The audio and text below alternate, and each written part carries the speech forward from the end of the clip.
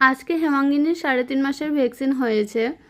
আর হেমাঙ্গিনীর রিয়াকশনটা তোমরা অবশ্যই ভিডিওর মধ্যে দেখতে পারবে। একটা দেওয়ার পর হালকা কেঁদেছে, 2 পায়ে 2টো হয়েছে আর হাতে একটা হয়েছে, টোটাল 3টা ভ্যাকসিন হয়েছে।